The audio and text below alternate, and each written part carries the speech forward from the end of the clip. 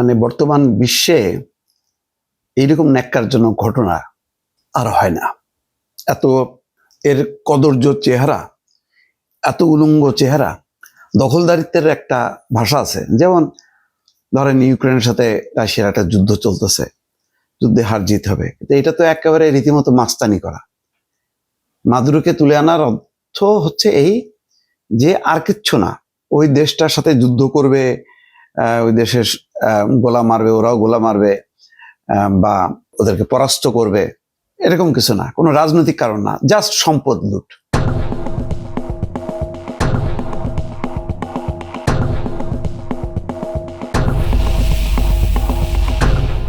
এখন এই যে অবরোধ করে রাখছিল ভেনেজুয়েলা, যাতে কোনো তেল তারা পরিবহন না করতে পারে, এবং দেখছেন যে তেলের ট্যাঙ্কারে কিভাবে তারা মাদক নিয়ে যাচ্ছে বলে এই কথা বলে তারা ক্ষেপণাস্ত্র ছুড়ে সেই সমস্ত তেলের ট্যাঙ্কারগুলি ধ্বংস করছে, মানুষ মারা গেছে।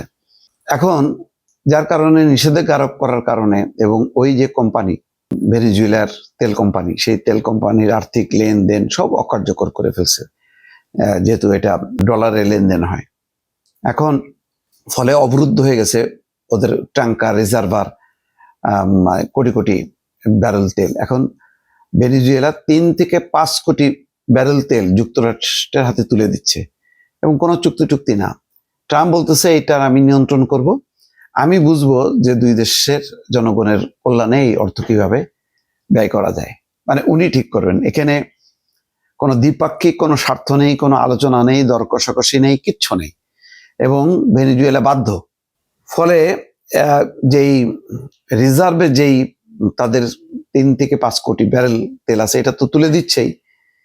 এছাড়াও ওখানকার এরপর থেকে মানে তেল যত উত্তোলন হবে সেগুলি সব শেভরন সহ যে মার্কিন তেল কোম্পানি আছে সেই তেল কোম্পানির সঙ্গে চুক্তি করতে হবে, একতরফা চুক্তি, কোনো এখানে বার্গেনিং চলবে না।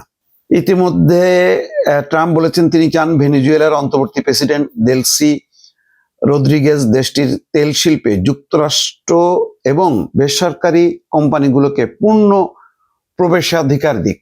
তার চাওয়া, ট্রাম্পের আরোপিত রপ্তানি নিষেধাজ্ঞার কারণে গত ডিসেম্বরের মাঝামাঝি থেকে ভেনেজুয়েলার লাখ লাখ ব্যারেল তেল বিভিন্ন ট্যাঙ্কার এবং স্টোরেজ ট্যাঙ্কে আটকা পড়েছিল, এগুলো জাহাজীকরণ করতে পারছিল না দেশটি। ভেনেজুয়েলার প্রেসিডেন্ট মাদুরোর সরকারের উপর মার্কিন চাপ বৃদ্ধির অংশ ছিল এই অবরোধ। শনিবার মার্কিন বাহিনী মাদুরোকে তুলে নেওয়ার মধ্য দিয়ে এই উত্তেজনার চূড়ান্ত রূপ নেয়। ভেনেজুয়েলার শীর্ষ কর্মকর্তারা প্রেসিডেন্টকে তুলে নেওয়ার এই ঘটনাকে অপহরণ বলে আখ্যায়িত করেছেন, এবং যুক্তরাষ্ট্রের বিরুদ্ধে তাদের দেশের বিশাল তেল সম্পদ চুরির চেষ্টার অভিযোগ তুলেছেন। সেসব মানে বক্তব্যকে থোড়াই কেয়ার করে। এখন সামাজিক যোগাযোগ মাধ্যমে ট্রাম্প বলছে ভেনেজুয়েলা নিষেধাজ্ঞার কবলে থাকা 3 থেকে 5 কোটি ব্যারেল তেল যুক্তরাষ্ট্রের হাতে তুলে দিচ্ছে। তার মানে ভেতরে ভেতরে এখন যারা আছে, যেই ভাইস প্রেসিডেন্ট শপথ নিল, তারা মূলত এখন যুক্তরাষ্ট্র যা বলবে সেভাবেই তারা কাজ করবে। মুখে মুখে তারা আগ্রাসনের কথা বলবে, মাদুরোর এই ধরনের অপহরণ করা এর নিন্দা জানাবে, কিন্তু আসল যে কাজটা, মানে আমেরিকার তো হলো অন্য কোনো কিছু না, তুমি আমার বিরুদ্ধে থাকো, অসুবিধা নেই, তেল আমাকে দিতে হবে, তেলের উপর তার কর্তৃত্ব। ওই সমস্ত কথাবার্তাগুলি সে ধার ধারে না। দেখুন, এরা বলে যাবে, উপদ্রব দেখাবে যে আমেরিকার এই আগ্রাসনে তারা নিন্দা করতেছে, কিন্তু আসল যে কাজটা, সেই কাজটা আমেরিকা করে যাবে।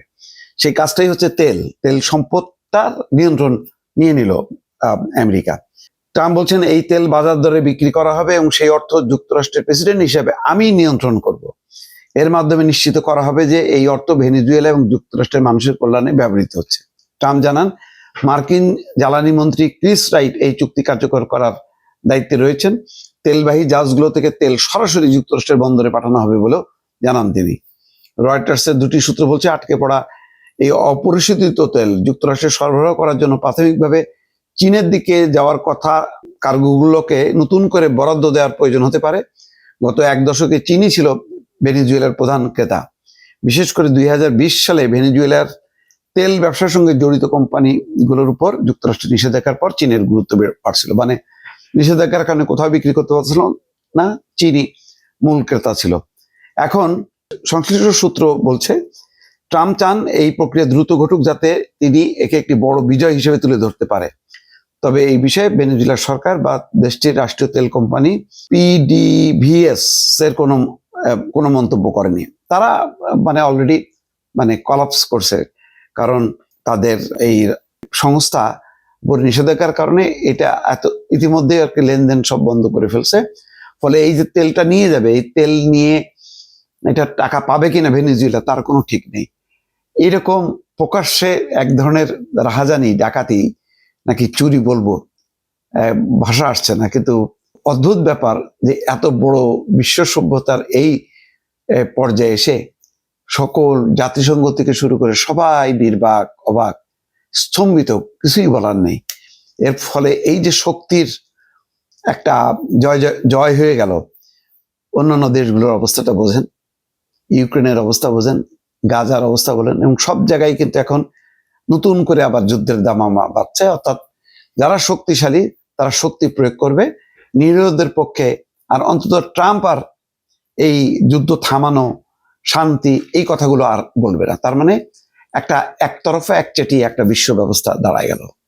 পরিণতি কি হবে খোদাই জানে। দর্শক ভালো থাকবেন, আল্লাহ হাফেজ।